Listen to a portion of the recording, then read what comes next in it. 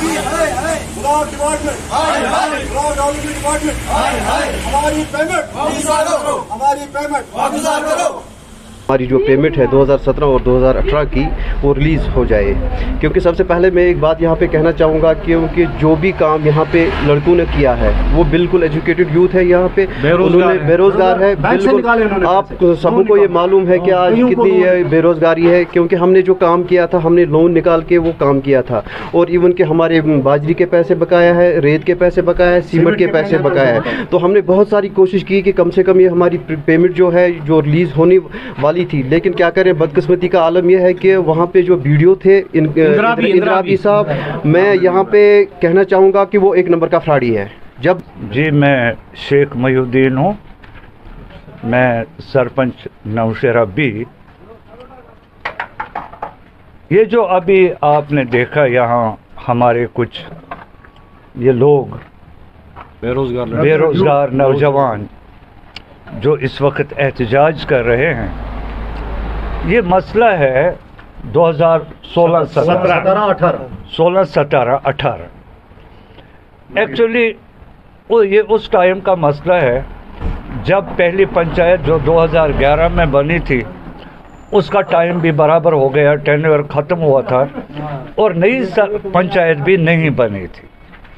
तो इस दौरान क्या हुआ कि जो भी काम हमारे लोगों ने किए, इन बेरोज़गार नौजवानों ने, गरीब लोगों ने, तो उसकी कुछ पेमेंट तो उनको मिली और बाकी पेमेंट रुक गई, कुछ लोगों को मिली। हाँ, इसमें एक बात ये भी उठी जब हमने पता किया तो कोई कभी कहते हैं कि जी इसका जो रेशो है वो मेंटेन नहीं हो रहा था, मगर ये तो हैरानगी की बात है, रेशो मेंटेन मजदूर को नहीं करना है, वो तो डिपार्टमेंट को देखना है। डिपार्टमेंट का फॉल्ट। अगर रेशो मेंटेन नहीं हो रहा था तो उन्होंने वो बिल पास कैसे की? वर्क ऑर्डर किया ही क्यों? वर्क ऑर्डर क्यों किया?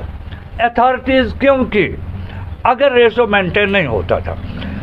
देखिए, नरेगा आप जानते हैं एक ऐसी स्कीम है जो फौरी तौर पर बेरोजगार मजदूरों को रोजगार मिलना चाहिए।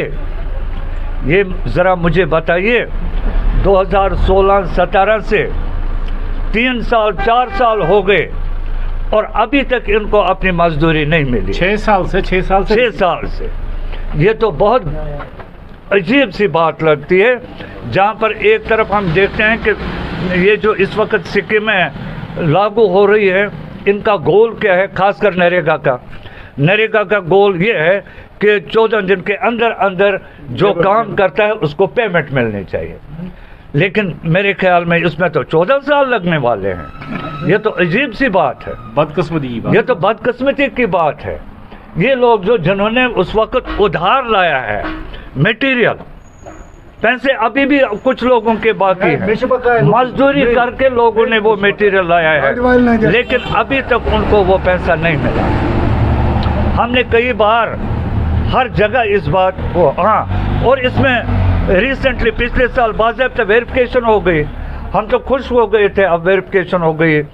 एक बड़ा अफसर AEE फ्लड का, वो उस वेरिफिकेशन टीम का हेड था, यहाँ उसने वेरिफिकेशन की और कमाल है 6 साल के बाद भी वो काम मौजूद थे और उसने ऑथेंटिकेट किया अपनी वेरिफिकेशन में कि वो काम अभी भी मौजूद है, कोई वो ऐसे काम नहीं थे जो कहीं थे नहीं।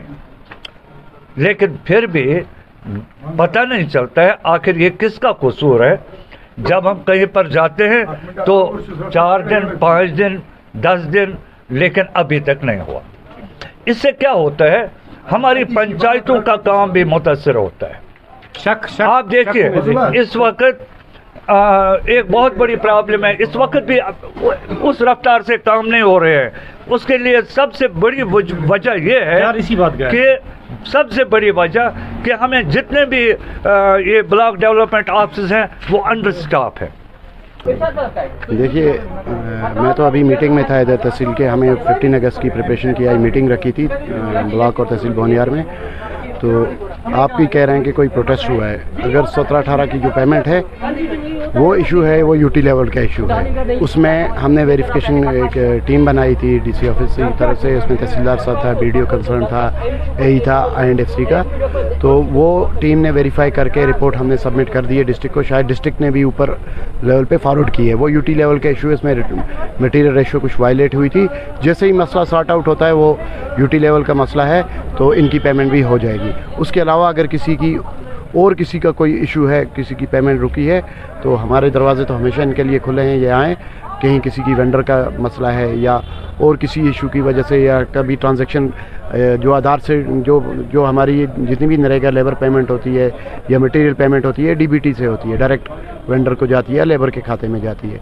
अब कभी क्या होता है कि किसी का आधार कार्ड गलत होता है, बैंक के साथ लिंक नहीं होता है, या बैंक अकाउंट गलत लिंक हुआ होता है, तो उसका रुक जाती है। फिर हम वो वक्तन फ़क्तन हम डिस्ट्रिक्ट से बात करके हम उस इशू को रिजॉल्व करवाते हैं। अगर वैसा किसी का इशू है तो उन लोगों को भी मैं कहूँगा कि वो हमारे ऑफिस में आएँ, हम उनका इशू देखेंगे। अगर उनका वो 2017 वाला 16-17 का जो जनरल इशू है, पूरी यूटी लेवल का है, वो तो गवर्नमेंट का डिसीजन होगा, जब ऊपर से सबका रिजॉल्व होगा इनका भी हो जाएगा। हाँ, उसके अलावा अगर किसी का कोई इशू है, इंडिविजुअल बेसिस पे किसी की कोई पेमेंट फंसी हुई है, तो हम उसमें देखेंगे कोई टेक्निकल इशू है या बैंक की तरफ से है या आधार लिंकिंग की वजह से है या वेंडर का कोई इशू है, तो वो हम उसको रिजॉल्व करवाएंगे।